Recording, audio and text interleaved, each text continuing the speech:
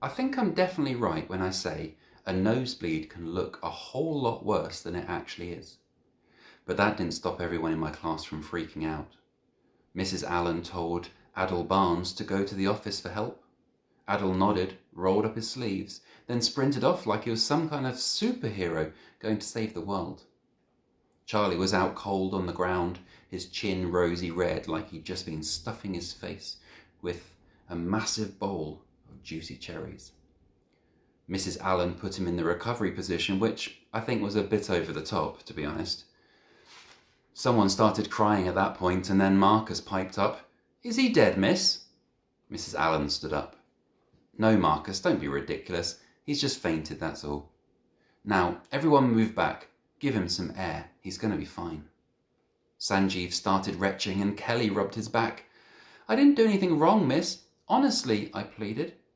Mrs. Allen was about to say something when Charlie began to groan. She bent down and helped him into a sitting position. "It's okay, Charlie. You've just knocked your nose and passed out for a minute or two. You're going to be fine." Charlie blinked a few times as he sat up. The blood was easing off now, and little red crusts were forming around his nostrils. "You all right, Charlie?" I asked, but he was just looked back at me in a dazed way. Mrs. Lloyd came storming across the playground with Adel skipping behind her.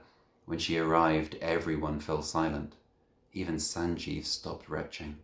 She looked around at the crowd of kids staring at her, and then her finger pointed towards me. "Maxwell Beckett, my office, now." I sat outside Mrs. Lloyd's door while Mum and Dad talked to her on their own. Normally when I got in trouble, they'd come in after school, so being called in during the day must have meant things were really bad. However, once I got the chance to explain that it wasn't actually my fault, I was sure everything would be okay. I could see what was going on in reception from where I was sitting. Charlie had a great big blue flannel on his nose. He took it off to inspect it and I couldn't see any more blood. I think he was probably making a bigger fuss than he needed to. "Charlie! Oi! Charlie!" I called across to him. "You've got to tell him it was an accident." Charlie looked over, his face all confused. The receptionist told me to be quiet, and then Charlie's mum burst through the big glass doors. She went straight to her son and put her hands on his shoulders, holding him still as she inspected his face. She tutted and then tried to smooth down his hair. "Hey, Charlie! Charlie! At least you get the rest of the day off, eh?" I shouted, giving her a double thumbs up. Charlie's mum glared at me and put her arm around him as they stood up. "I don't want you anywhere near my son ever again, Maxwell Beckett." I opened my mouth, but nothing came out. "You keep away from him, do you hear me?" she added. I was stunned. But we're mates, aren't we, Charlie? Who's he going to hang around with if he can't be friends with me?" Charlie looked at me and then back at his mum. He went to say something, but his mum was twisting him this way and that, trying to put his coat on him like he was a 5-year-old. "Tell her then, Charlie. Tell her we're still mates," I shouted. His mum pulled the zipper up on the front of his coat, and then he turned to me and shook his head. "Sorry, Maxwell," he said. I couldn't believe it. "Fine," I bellowed. "I never even liked you anyway. You're just a nerdy idiot." I slumped back into the chair just as Mrs. Lloyd's office door opened. "What on earth is going on out here?" she demanded. I scuffed my feet against the carpet.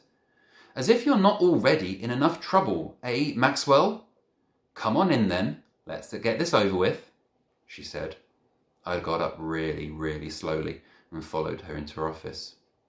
There were 3 chairs in front of her desk. Mum and Dad were sitting apart, so I sat on the one in the middle.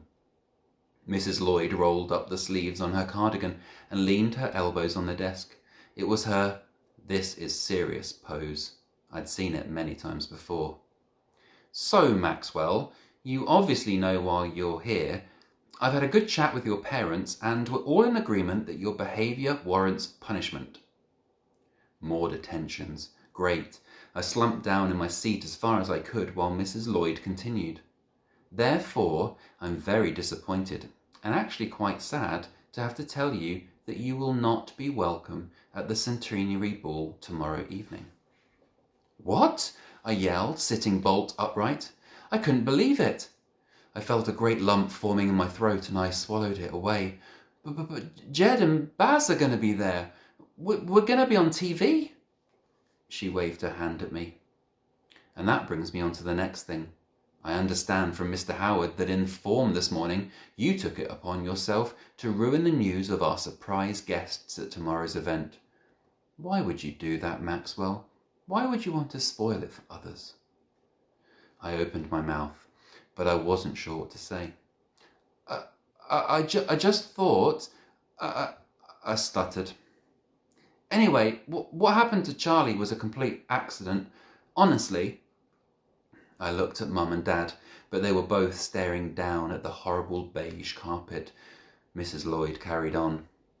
We have plenty of witnesses that say you deliberately headbutted Charlie after you'd been teasing him with the tennis racket. I'm afraid it's your word against theirs, and considering your aptitude for getting in trouble, I would say it's quite obvious who is telling the truth here, wouldn't you? I'd sort of lost the thread of what she was saying, but I got the idea. I was in a heap of trouble, and I wasn't going to the ball to see Jed and Baz. I wasn't welcome. The teachers didn't want me there. The kids didn't want me there. The parents of the kids didn't want me there. Everybody hated me. My heart pounded. I was running out of time. I had to do something to change her mind. But what about the competition I won? If it wasn't for me, for my drawing, the school wouldn't have had the building work done. It's down to me that all this happened. Mrs. Lloyd sighed and put her hands together on the desk. We will always be incredibly grateful for your competition win, Maxwell. But that was over a year ago now, and frankly, ever since then, you've been getting into more and more trouble. I can't let this go just because you won a prize. I'm sorry, but there will be no centenary ball for you. I bit my bottom lip and clenched my fists. I couldn't believe it. Your parents are taking you home for the rest of the day, she said, moving some pieces of paper around her desk. Over the weekend, Maxwell. I want you to think long and hard about your future here at Green Mills High School, okay? Have a think about the person you have become and whether you'd want to be friends with him. I wasn't sure what she meant by that, so I just stared down at my feet and pushed my big toe up against the inside of my shoe. It made a little bump. I kept staring at the little bump until she realised that I wasn't going to say anything. Dad cleared his throat. Don't worry, Mrs. Lloyd. We'll have a good chat about this home. And Maxwell will think about all the problems he's caused today. Won't you, Maxwell? Mum added her bit. And we're very grateful that you aren't suspending him. Aren't we, Maxwell? She said. I ignored them both. They stood up and all shook hands. And then we left.